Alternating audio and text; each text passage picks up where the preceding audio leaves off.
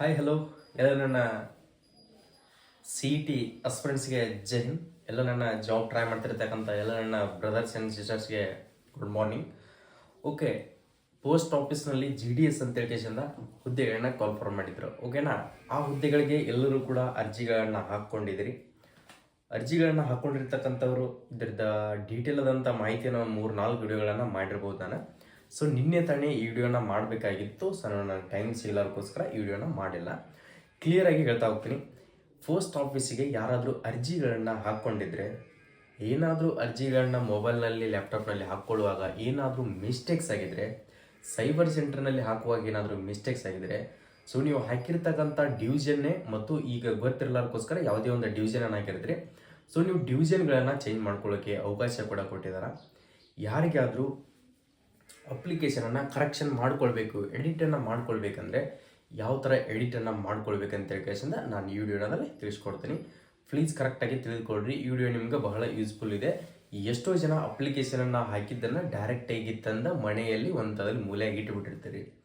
Application ಹಾಕಿದ್ದೀನಿ ನಾನು, ಯಾರಾದರೂ ಕೇಳಿದ್ರೆ ಓಕೆ ನಾನು ಪೋಸ್ಟ್ ಆಫೀಸ್ ಈ ಸಾರಿ ಅಪ್ಲಿಕೇಶನನ್ನು ಹಾಕಿದ್ದೀನಿ, ನಂದು ಕೂಡ ಜಾಬ್ ಆಗುತ್ತಾ, ಆ ಥರ ತಿಳಿದುಕೊಳ್ಬೇಡ್ರಿ. ಯಾರೆಲ್ಲ ಅಪ್ಲಿಕೇಶನನ್ನು ಹಾಕಿದಿರಲ್ಲ, ಹೋಗಿ ಒಂದು ಸಾರಿ ನಿಮ್ಮ ಅಪ್ಲಿಕೇಶನ್ ಹಾಕಿದ ಫಾರ್ಮನ್ನು ಕೈಯಲ್ಲಿ ಹಿಡ್ಕೊಂಡು ಮತ್ತು SSLC ಮಾರ್ಕ್ಸ್ ಕಾರ್ಡನ್ನು ಕೈಯಲ್ಲಿ ಹಿಡ್ಕೊಂಡು ಚೆಕ್ ಮಾಡ್ಕೊಳ್ರಿ. ನೇಮು, ಡೇಟ್ ಆಫ್ ಬರ್ತು ಎಲ್ಲ, ಯಾವ ಅಡ್ರೆಸ್ ಏನೇನಿದೆ ಎಲ್ಲನೂ ಕೂಡ ಕರೆಕ್ಟಾಗಿ ಚೆಕ್ ಮಾಡ್ಕೊಳ್ರಿ. ಫೈನಲಿ ನಿಮ್ಮ ಡಾಕ್ಯುಮೆಂಟ್ ವೆರಿಫಿಕೇಷನ್ದಲ್ಲಿ ನಿಮ್ಮನ್ನು ಫೈನಲಿ ರಿಜೆಕ್ಟ್ ಮಾಡುವಂಥ ಸಾಧ್ಯತೆ ಇರ್ತದೆ. ಅದಕ್ಕೋಸ್ಕರನೇ ಇದು ಯಾವುದೇ ಥರದಂಥ ಎಕ್ಸಾಮ್ ಇರಲ್ಲ ಸ್ನೇಹಿತರೆ. ಫಸ್ಟ್ಗೆ ನಿಮ್ಗೆ ಮೆರಿಟ್ ಮೇಲೆ ಹಿಡ್ತಾರೆ. ಓಕೆ, ನಾನು ಪ್ರತಿಯೊಂದು ವಿಡಿಯೋನ ಮಾಡಿ ಹಾಕಿದೆ. ಕರೆಕ್ಷನ್ ಡೇಟ್ ಎಡಿಟಿಂಗ್ ಯಾರಾದರೂ ಮಾಡ್ಕೋತೀನಿ ಅಂದ್ಕೊಂಡಿದ್ರೆ ನೋಡ್ಕೊಳ್ಬೋದು. ಯಾವ ಡೇಟಪ್ಪ ಅಂತಂದರೆ 6/8/2024 ಎಷ್ಟಪ್ಪ ಅಂತಂದ್ರೆ 6/4/8ನೇ ತಾರೀಕಿಗೆ ನಿಮ್ಮದು ಮತ್ತೆ ಕ್ಲೋಸಿಂಗ್ ಆಗುತ್ತೆ.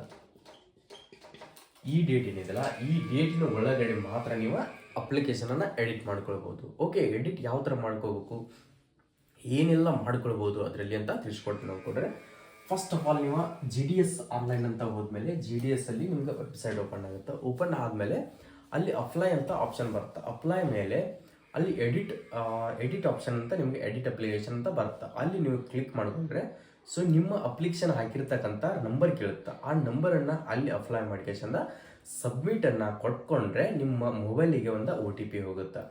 ಆ OTPಯನ್ನು ನಾನು ನಿನ್ನೆ ತಾನೇ ಒಂದು ಅಪ್ಲಿಕೇಶನನ್ನು ಎಡಿಟ್ ಮಾಡಿದೆ. ಅವ್ರದ್ದು ಏನಪ್ಪ ಅಂತಂದ್ರೆ ಬೇರೆ ಡಿವಿಷನ್ಗೆ ಹಾಕಿದ್ರು. ಅವರು ಬೇರೆ ಡಿವಿಷನ್ಗೆ ಹಾಕಿದಕ್ಕೋಸ್ಕರ ಅವರು 97% ಇತ್ತು. ಸೊ ನನಗೆ ನಿಯರಾಗಿ ಇಲ್ಲೇ ಸಿಗತ್ತೆ ಅಂತ ಹೇಳ್ಕೇಸಿಂದ ಕಾನ್ಫಿಡೆಂಟ್ ಮೇಲೆ ಈ ಕಡೆ ಚೇಂಜನ್ನು ಮಾಡ್ಕೊಂಡ್ರು. ಅವ್ರದ್ದು ಏನೇನು ಎಡಿಟ್ ಮಾಡಿದೆ ನಾನಂತ ನಾನು ತಿಳಿಸ್ಕೊಡ್ತೀನಿ ಅಂದ್ಕೊಡ್ರಿ. ನೀವೇನು ಹಾಕಿರ್ತಕ್ಕಂಥ ನೇಮ್ ಇರುತ್ತಲ್ಲ SSLC ಮಾರ್ಕ್ಸ್ ಕಾರ್ಡ್ನಲ್ಲಿ, ಅದೇ ಥರನಾಗಿ ನೇಮ್ ಇರುತ್ತೆ. ಯಾವುದು ಕರೆಕ್ಷನ್ ಅದರಲ್ಲಿ ಮಿಸ್ಟೇಕ್ಸ್ ಆಗಿದ್ರು ಯಾವುದು ಕೂಡ ಕರೆಕ್ಷನ್ ಆಗೋದಿಲ್ಲ. ನೆಕ್ಸ್ಟ್ ಫಾದರ್ ನೇಮ್ ಚೇಂಜ್ ಮಾಡ್ಕೊಳ್ಬೋದು, ಏನಾದರೂ ಮಿಸ್ಟೇಕ್ಸ್ ಆಗಿದ್ರೆ. ಡೇಟ್ ಆಫ್ ಬರ್ತನ್ನು ಚೇಂಜ್ ಮಾಡ್ಕೊಳ್ಬೋದು. ಮತ್ತು ನಿಮ್ಮ ಪಾಸಿಂಗ್ ಇಯರ್ ಯಾವ ಇಯರ್ ಆಫ್ ಚೇಂಜಸನ್ನು ಮಾಡ್ಕೊಳ್ಬೋದು. ನೆಕ್ಸ್ಟ್ ನಿಮ್ಮದು ಆಧಾರ್ ಕಾರ್ಡ್ ನಂಬರ್ ಮಿಸ್ಟೇಕ್ಸ್ ಆಗಿದ್ರೆ ಆಧಾರ್ ಕಾರ್ಡ್ ನಂಬರು ಮತ್ತು ಅಡ್ರೆಸ್ಸು, ಫೋಟೋ, ಸಿಗ್ನೇಚರು ಇವೆಲ್ಲನೂ ಕೂಡ ನೀವು ಚೇಂಜಸನ್ನು ಮಾಡ್ಕೊಳ್ಬೋದು. ಓಕೆನಾ. ಮತ್ತು ಯಾವ ಡಿವಿಷನಿಗೆ ಹಾಕಿದ್ದೀರಲ್ಲ ಆ ಡಿವಿಷನ್ ಕೂಡ ನೀವು ಚೇಂಜನ್ನು ಮಾಡ್ಕೊಳ್ಬೋದು. ಪ್ರತಿಯೊಂದು ನೇಮ್ ಒಂದು ಬಿಟ್ಕೊಂಡು ಕೇಸಿಂದ ಪ್ರತಿಯೊಂದನ್ನು ಕೂಡ ನೀವು ಚೇಂಜಸನ್ನು ಮಾಡ್ಕೊಳ್ಬೋದು.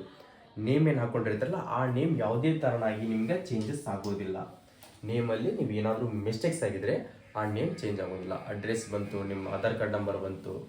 ನೆಕ್ಸ್ಟ್ ಪ್ರತಿಯೊಂದು ನಿಮ್ಮದು ಜಿಮೇಲ್ ಒಂದು ಚೇಂಜ್ ಆಗಲ್ಲ, ಫೋನ್ ನಂಬರು ಚೇಂಜ್ ಆಗಲ್ಲ. ಇವೆರಡು ಜಿಮೇಲು, ಫೋನ್ ನಂಬರು ಮತ್ತು ನೇಮು 3 ಥರದ ಯಾವುದೂ ಕೂಡ ಇದರಲ್ಲಿ ಚೇಂಜಸ್ ಆಗೋದಿಲ್ಲ. ನೀವೇನಾದರೂ ಚೇಂಜ್ ಮಾಡ್ಕೊಳ್ಬೇಕು ಅಂದ್ಕೊಂಡಿದ್ರೆ ಡಿವಿಷನ್ಗಳನ್ನು ಏನಾದರೂ, ಯಾಕಂದ್ರೆ ಫಸ್ಟ್ಗೆ ನೀವು ಅಪ್ಲಿಕೇಶನ್ ಹಾಕಕ್ಕೆ ಹೋಗಿರ್ತೀರಿ. ಸೊ ನಿಮ್ಮ ಪರ್ಸಂಟೇಜ್ 80-85 ಇರ್ತದೆ. ಸೊ ನಮ್ಮ ಡಿಸ್ಟಿಕ್ನಲ್ಲಿ ಆಗುತ್ತೆ ಅಂತ ಹೇಳ್ಕೇಶಂದ ಅಪ್ಲಿಕೇಶನ್ಗಳನ್ನ ಹಾಕ್ಕೊಂಡಿರ್ತೀರಿ. ಆ ಥರ ಏನು ಚಾನ್ಸಸ್ ಇರೋದಿಲ್ಲ. ನೀವು ಅಂದರೆ ಔಟ್ಸೈಡ್, ನೀವು ಯಾವುದೇ ಒಂದು ದಕ್ಷಿಣ ಕನ್ನಡ ಸೈಡ್ ಹಾಕ್ಕೊಂಡ್ರೆ ಆ ಸೈಡ್ ನಿಮ್ಗೆ ಮೆರಿಟ್ ನಿಂತಿರುವಂಥ ಚಾನ್ಸಸ್ ಇರ್ತದೆ.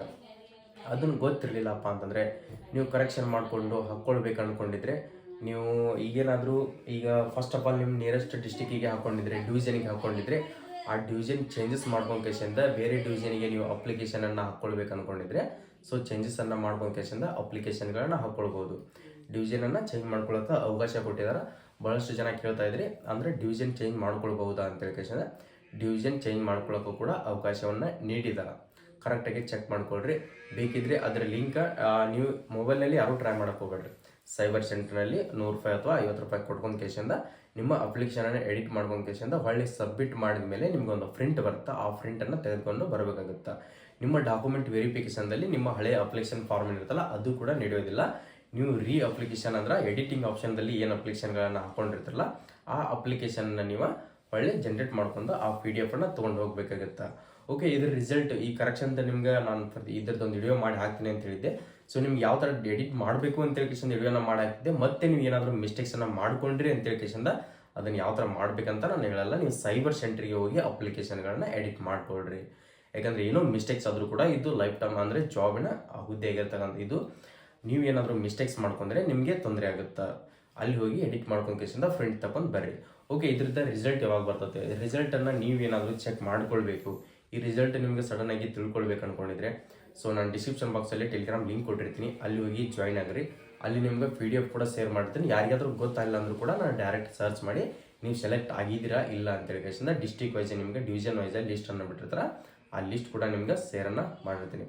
ಓಕೆ, ಯಾರಾದರೂ ನಮ್ಮ ವಿಡಿಯೋಗಳನ್ನು ಈ ಪ್ರತಿಯೊಂದು ಮಾಹಿತಿಗಳನ್ನು ತಿಳ್ಕೊಳ್ಬೇಕು, ಪೋಸ್ಟ್ ಆಫೀಸ್ನಲ್ಲಿ ನಾನು ಸೆಲೆಕ್ಟ್ ಆಗಿದ್ದೀನ ಇಲ್ಲ, ಇದ್ರದ್ದು ಏನಾದರೂ ಅಪ್ಡೇಟ್ ಬೇಕಾಗಿದ್ದರೆ ನೀವು ತಿಳ್ಕೊಳ್ಬೇಕು ಅಂದ್ಕೊಂಡಿದ್ರೆ ನಮ್ಮ ಯೂಟ್ಯೂಬ್ ಚಾನಲ್ ಸ್ನೇಹಿತರೆ ಈಗಾಗಲೇ ಕೆಳಗಡೆ ಕಾಣ್ತಿರ್ತಕ್ಕಂಥ ಸಬ್ಸ್ಕ್ರೈಬ್ ಬಟನ್ ಏನಿದೆಯಲ್ಲ ಇದನ್ನು ನಾವು ಹೊತ್ಕೊಂಡು ಸಬ್ಸ್ಕ್ರೈಬ್ ಮಾಡಿ ಇಟ್ಕೊಂಡ್ರೆ ನಾವು ಕೊಡ್ತಿರ್ತಕ್ಕಂಥ ಪ್ರತಿಯೊಂದು ಮಾಹಿತಿ, ಈ ನೋಟಿಫಿಕೇಶನ್ ಆಯಿತು, ಇದ್ರದ್ದು ಏನೋ ರಿಸಲ್ಟ್ ಆಯಿತು, ಇದ್ರ ಕಟ್ ಆಫ್ ಆಯಿತು, ಪ್ರತಿಯೊಂದು ಮಾಹಿತಿ ಕೂಡ ನಿಮ್ಮ ಮುಂದೆ ಬರ್ತಾ ಇರ್ತದೆ.